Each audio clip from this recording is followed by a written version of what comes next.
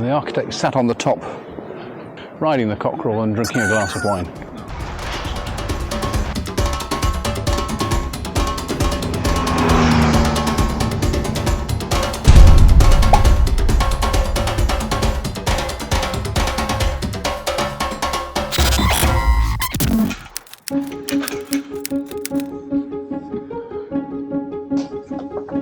Good morning from Riga in Latvia.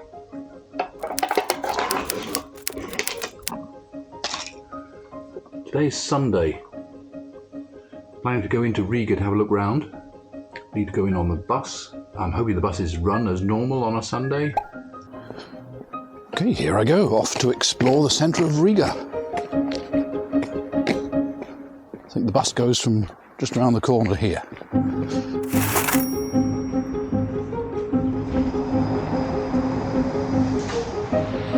Short bus ride, and here we are in the centre of Riga.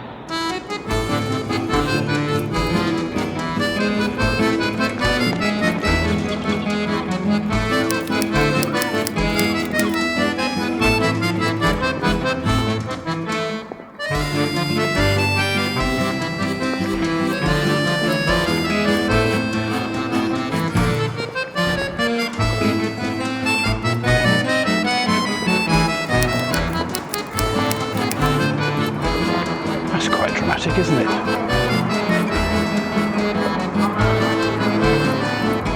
That's stunning. So this amazing building behind me, it's called the House of the Blackheads. It was a merchant's warehouse in 1334, and the Blackheads was a guild of unmarried merchants.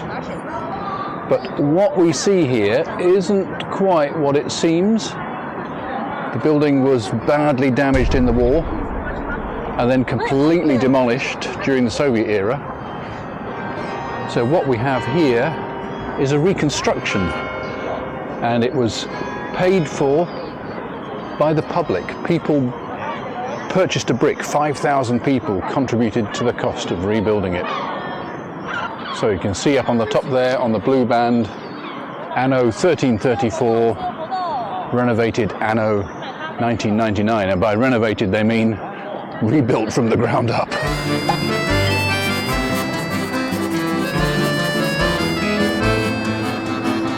On the other side of the square behind me here, it's Riga City Hall.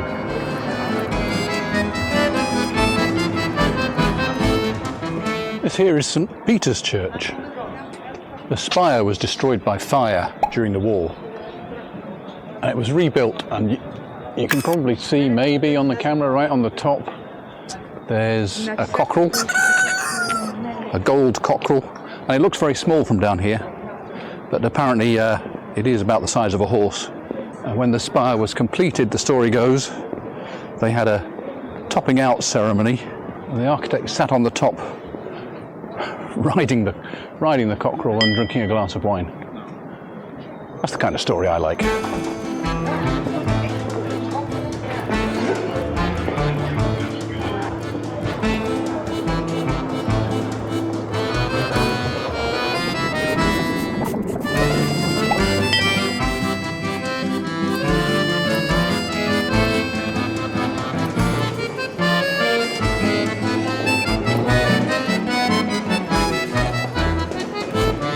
Here we've got a remnant of Riga's medieval town wall.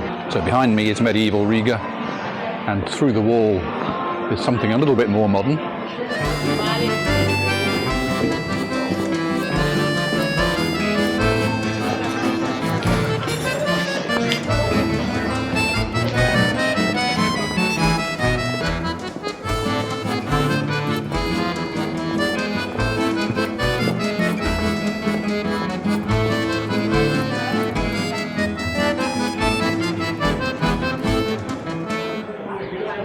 And here's another short section of the town wall. This is called the Swedish Gate. It's called that because it has the date on there, 1698. And Latvians divide their history into specific periods. There's the period of the Polish-Lithuanian Empire, the period of the Swedish Empire, the period of the Russian Empire, And then at the collapse of the Russian Empire in 1917, that's their first period of independence, which lasted until the Second World War, when the Soviet Union occupied Latvia for 50 years. A lot of Western states didn't recognize the Soviet Union's claim on Latvia at that time. They still recognized Latvia as an independent country. But come the collapse of the Soviet Union, that's when the period they call the second period of independence began, which is still continuing today. So it's the Swedish Gate, because of the date on it, 1698.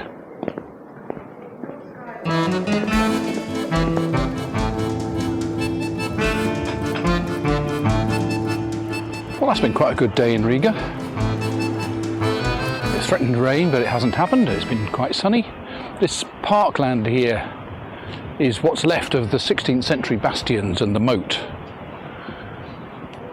And it's quite lovely in this weather. But what I've got to do now is find a bus. Find a bus and get myself back to the Happy Hostel. And then I've got to get myself ready for riding over to Vilnius tomorrow.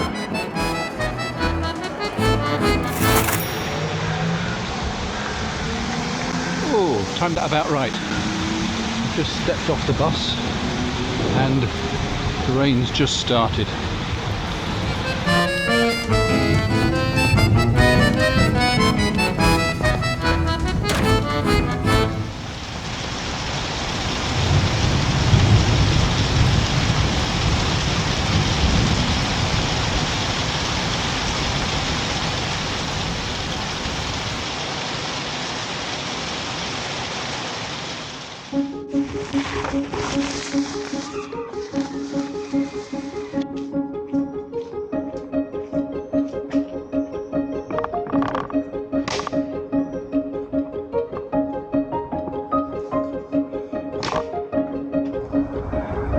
Another day, another country. We're off to Lithuania today.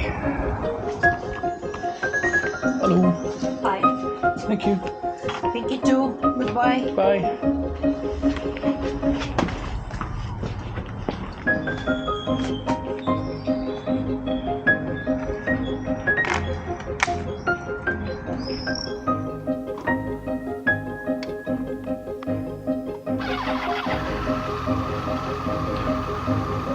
Okay, how are we doing, Tigger? 98 kilometres of fuel range.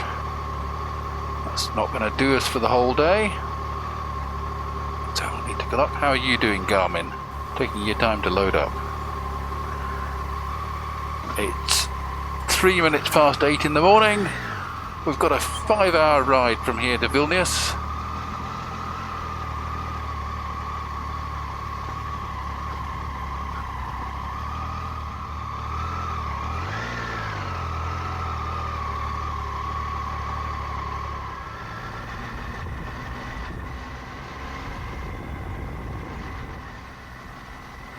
Now the weather this morning, temperature gauge is reading 19, which is not unpleasant.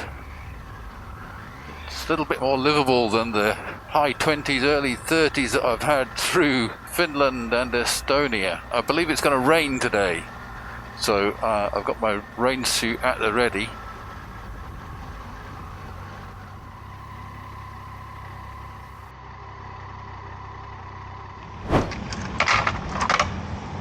More petrol.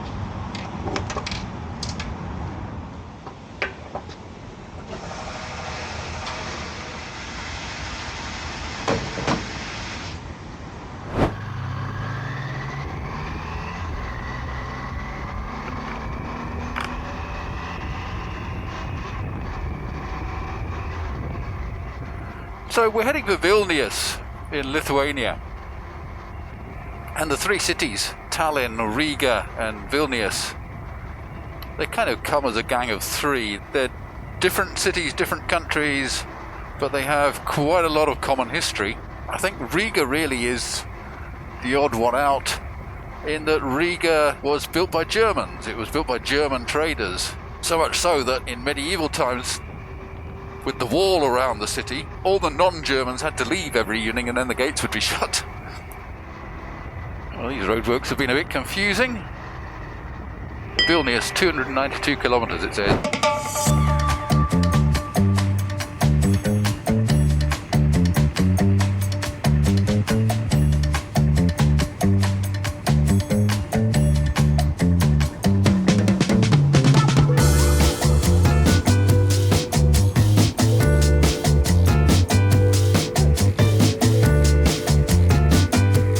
Latvian countryside here is very flat, much as it was in Estonia.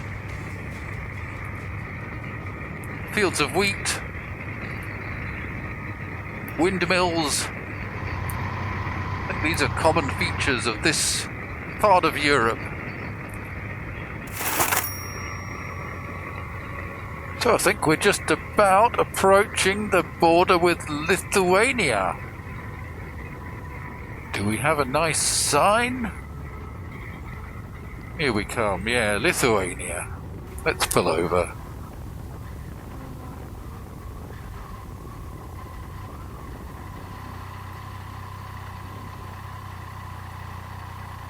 Ta-da! Country number 11 of this tour.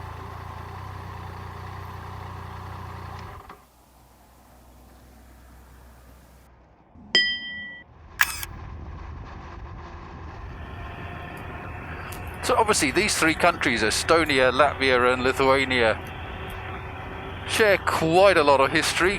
They're distinct countries, different languages, different cultures, but they all have history with the Polish-Lithuanian Empire, then the Swedish Empire, then the Russian Tsarist Empire.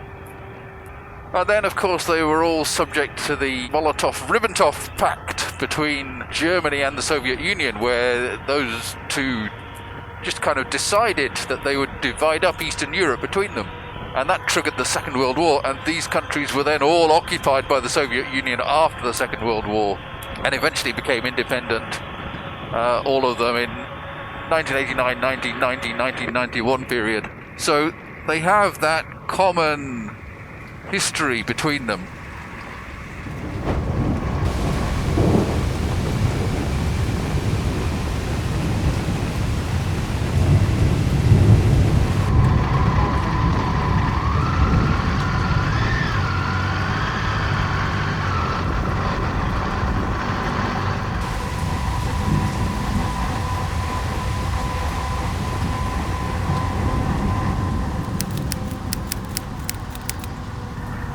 Okay, roadworks are now getting in my way. Don't think you could do this with a car, but you can with a motorbike.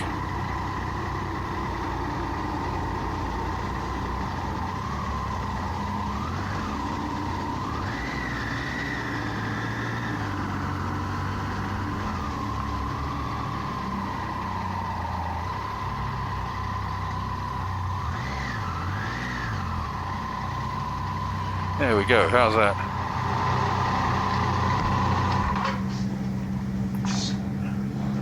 Perfect.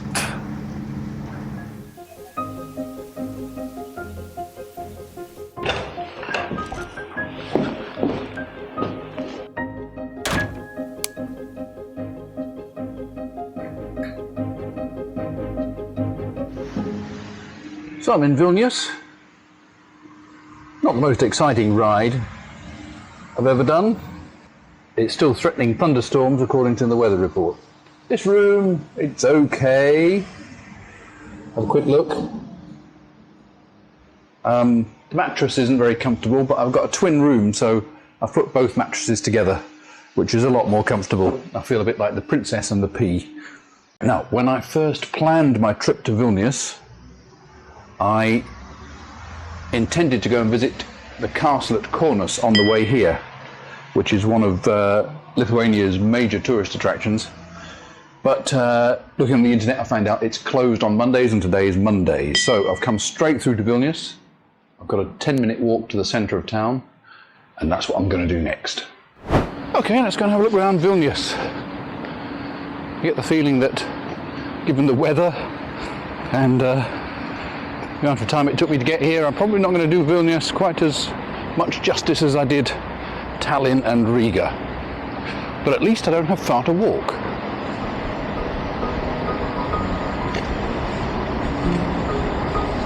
My guess is that the old town is through the gate in the wall.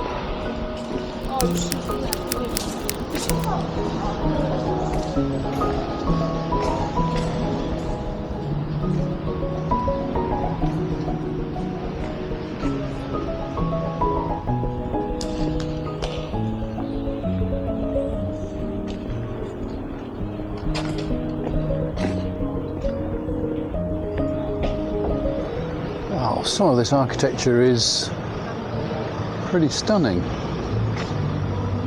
Look at that thing. The magnificent Basilian Gate, built in 1761.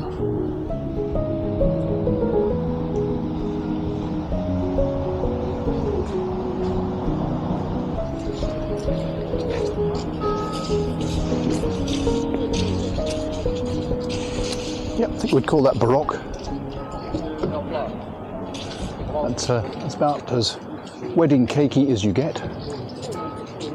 Between 1945 and 1991, apparently, this was the Museum of Atheism.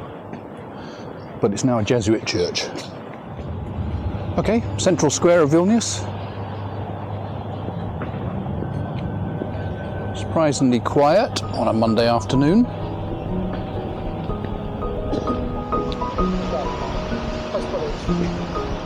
So this is Vilnius Cathedral. Pretty dramatic, eh? Now, behind me is the bell tower, which is the sort of thing I'd normally like to do a sketch of, but it's covered in scaffolding, so it's lost its chance.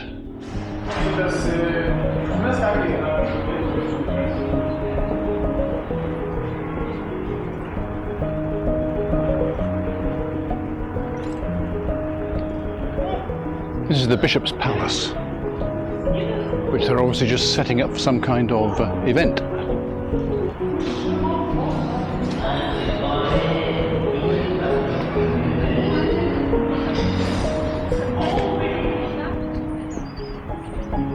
Here's Vilnius Castle up on the hill. So this is Vilnius University, and it's one of the things that sets Vilnius apart from Tallinn and Riga.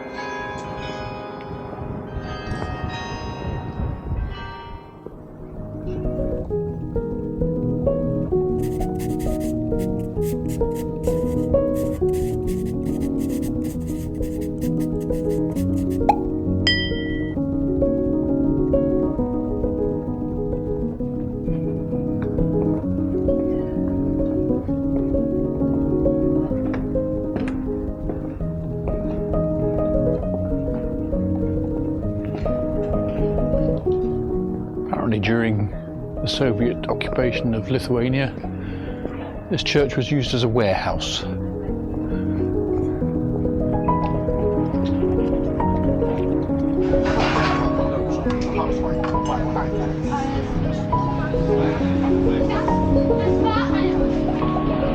Oh, that was very nice.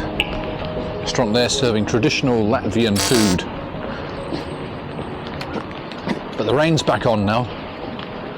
So it's time to head back to the hostel and call it a day, I think.